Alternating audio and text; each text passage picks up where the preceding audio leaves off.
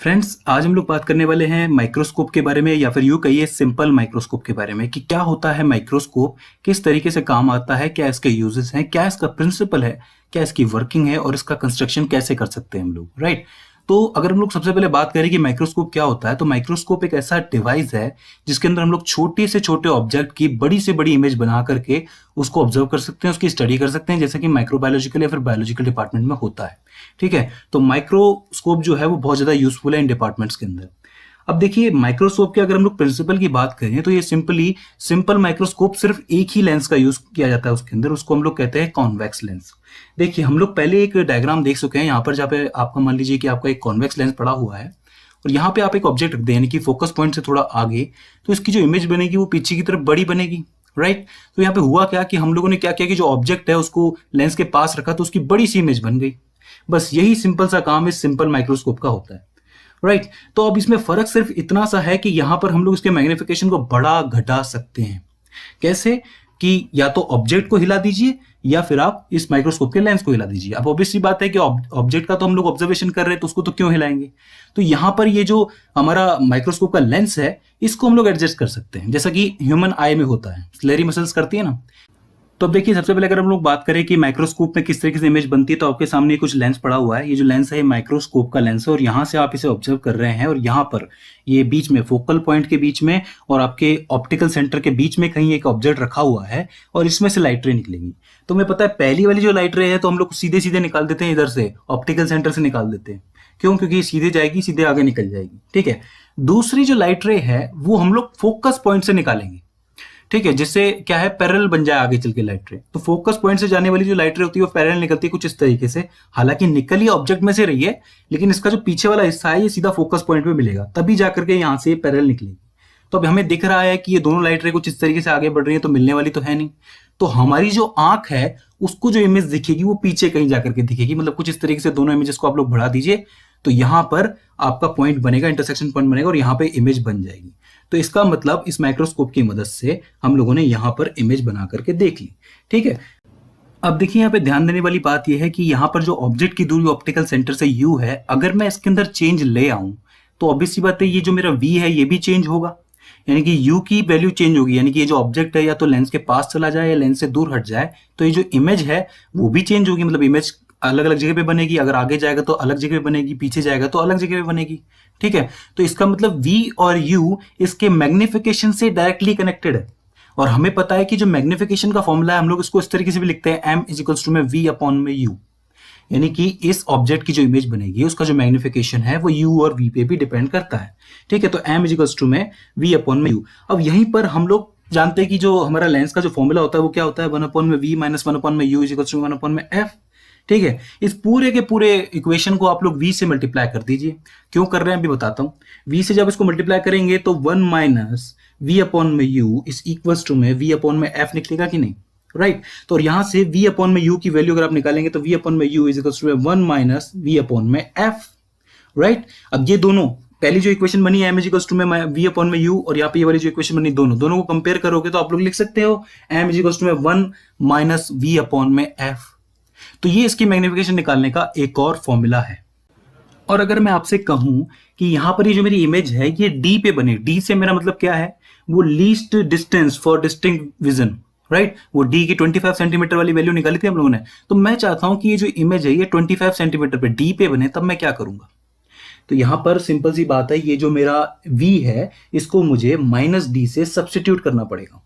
ठीक है। Minus D, भाई ऑब्वियसली बात है कि V का मतलब क्या है, ऑप्टिकल सेंटर से इमेज की दूरी, और मैं चाहता हूं कि ये 25 सेंटीमीटर मतलब कांस्टेंट हो, फिक्स हो।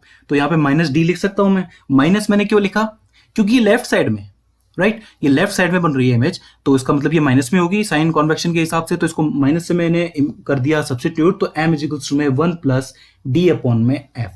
तो ये वो फॉर्मूला है जहां पर मैं least distance of district vision पर मैं एक इमेज बना सकता हूं बड़ी करके, मैग्नीफाई करके, राइट। अब इसको आप चेंज कर सकते हैं कि अगर आप मान लीजिए कि आप ऑब्जेक्ट को तो वहीं के वहीं रहने दीजिए और इस लेंस को यानी कि माइक्रोस्कोप को सेट कर सकते हैं। आप लोगों ने कई बार देखा होगा कुछ इस तरीके से सेट करते हैं, मतलब जो डायल को घुमा करके ऊपर नीचे करते हैं ना लेंस को, तो वहां पे वो लोग जो है मैग्निफिकेशन को सेट करते हैं, राइट।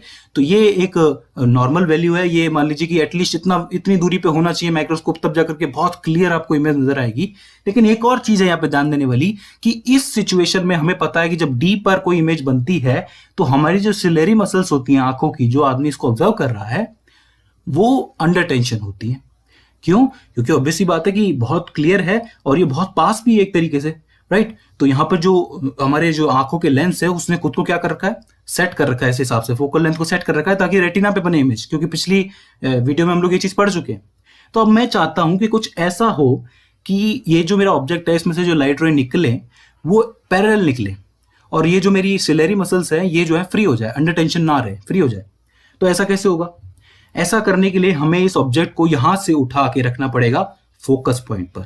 अब फोकस पॉइंट पर रखेंगे तो दो लाइट निकलेगी, पहली जो है वो बिल्कुल पैरेलल जाकर के कुछ इस तरीके से दूसरे फोकस पॉइंट पर निकलेगी, राइट, और दूसरी जो है वो आपके ऑप्टिकल सेंटर से जाएगी और कुछ इस तरीके से निकल जाएगी। तो ये दोनों ही लाइट रे पैरेलल है, और अब चाहे आप इन्हें पीछे की तरफ भी बढ़ा लो तो वो पैरेलल ही जाएगी। तो इसका मतलब जो इमेज बनेगी वो कहाँ बनेगी? वो जो इमेज बनेगी वो इन्फिनिटी पे बनेगी, कुछ यहाँ पे आगे चल के बनेगी, ठीक है। तो अब ये चीज हमें पता चल गई, लेकिन इसका जो मैग्निफिकेशन है हमें वो कैसे पता चलेगा? अब इन्फिनिटी पे यहाँ भी बन सकती है, यहाँ भी बन सकती है, आगे बता सकती है, तो इसका मतलब ये हुआ कि मैग्निफिकेशन को हम लोग कैसे कैलकुलेट करेंगे? तो बहुत सिंपल सी बात है, यहां पर हमें एक और फॉर्मूले का यूज करना पड़ेगा जो कि हम लोगों ने पिछली वीडियो में देखा था, एंगल्स वाला फॉर्मूला, अगर आपको याद हो तो, जहां पे इमेज से जो एंगल बनता है और ऑब्जेक्ट से जो एंगल बनता है उसका रेशियो हम लोग लेते हैं, क्योंकि हमें एग्जैक्ट पोजीशन नहीं पता कि इमेज एग्जैक्टली बन का रही है, वो इन्फिनिटी पे कहीं पे बन सकती है। अब देखिए उसके कैलकुलेशन के लिए हमें सबसे पहले क्या करना पड़ेगा कि एंगल्स बनाने पड़ेंगे, और वो एंगल्स बनाने के लिए हमें मानना पड़ेगा कि कहीं पे इमेज बनी है। अब देखिए यहाँ पे जैसे मान लीजिए कि मैंने यहाँ पे कहीं पे मान लिया कि इमेज बनी है, यहाँ पे इमेज एग्जैक्टली बनी नहीं है, लेकिन ये इमेज की डायरेक्शन को दिखा रहा है, यानी कि इसी किसी डायरेक्शन में आगे चल के इमेज बनेगी जरूर, राइट। हो सकता है आगे बन जाए, हो सकता है और आगे बन जाए, ठीक है, उससे हमारा लेना देना नहीं है। मैं यहाँ पे कह रहा हूँ, यहाँ पे मैंने माना है सिर्फ, ठीक है, जिससे कि मैं एंगल बना सकूं। अब आप कहेंगे कि यहां से मैंने मान लिया तो एंगल तो फिक्स हो जाएंगे।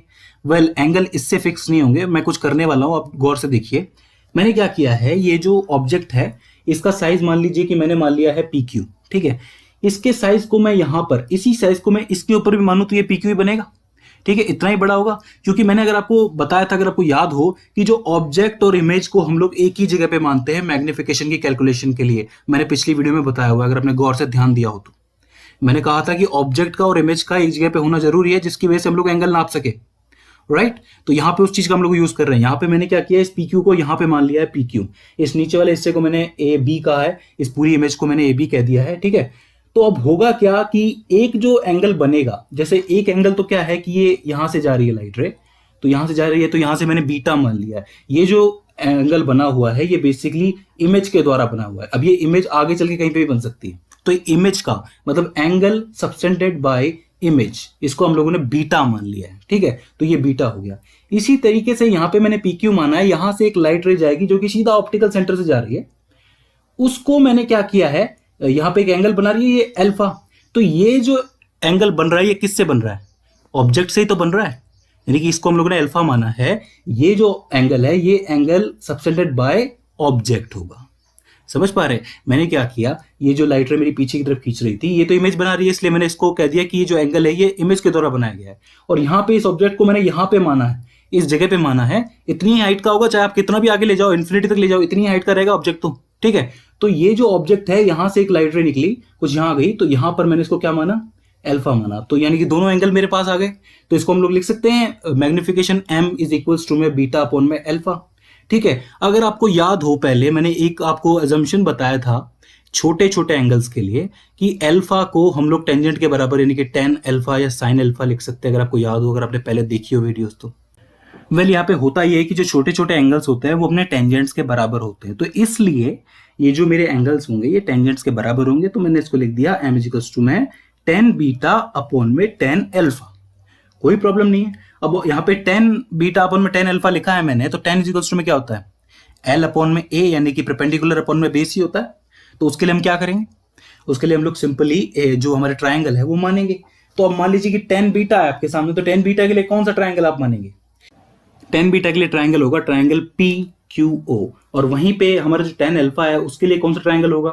उसके लिए ट्राइंगल होगा PBO। राइट। इस पॉइंट को क्यू को मैंने नेग्लेक्ट किया है क्योंकि मुझे थोड़ा सा अलग रखना है, डिफरेंट डिफरेंट करना है, मतलब दोनों ही ट्राइंगल का सेम नाम हो जाएगा। ये सिंपल सी बात है, मुझे बताने की जरूरत नहीं है वैसे, राइट। अब इन दोनों ही ट्राइंगल्स के अंदर मुझे क्या करना पड़ेगा, आप साइड्स उठा लीजिए। कौन सी साइड्स, परपेंडिकुलर और बेस।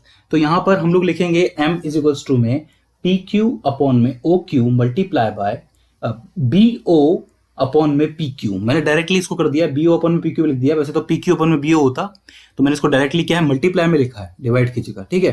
तो यहाँ से पी क्यू से पी क्यू जो है वो कैंसिल आउट हो जाएगा और बचेगा बी ओ अपॉन में ओ क्यू। अब आप ध्यान दीजिए कि यहाँ पे बी ओ की वैल्यू क्या है, बी ओ की वैल्यू आपकी डी होगी, राइट।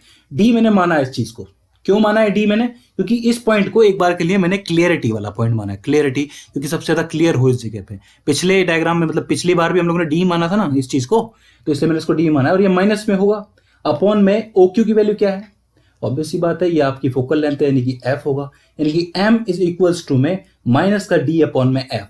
तो आपके सामने दो रिलेशन निकल के आए। पहला रिलेशन था m इज इक्वल्स टू में 1 प्लस डी अपॉन में एफ, और दूसरा जो आपका रिलेशन है वो है m इज इक्वल्स टू में माइनस का डी अपॉन में एफ। ये जो पहला वाला रिलेशन है वो आपके लिए तब होगा जब आप कोई भी लाइट रे आए और वो डी पर हो, अब वो चाहे कैसी भी आए कोई फर्क नहीं पड़ता, राइट, लेकिन आपको क्लियर नजर आएगा माइक्रोस्कोप से। और ये जो दूसरा वाला है ये तब कंडीशन होगी जब जो लाइट रे आएगी वो पैरेलल आए, मतलब यहां पर सिलेरी मसल्स जो है वो प्रेशर में नहीं हो। तो सिंपली ये दो रिलेशन हमें देखने को मिले। यहां पे दो तरीके से आप माइक्रोस्कोप को यूज कर सकते हैं। अगर पहला रिलेशन यूज करेंगे तो लाइट रे कैसी भी आए आराम से डी पर एट लीस्ट डिस्टेंस पर आराम से आप लोग मैग्निफिकेशन देख सकते हैं, किसी भी चीज की स्टडी कर सकते हैं। और दूसरा अगर आप रिलेशन यूज करेंगे तो पैरेलल आएंगे लाइट रेस, ठीक है।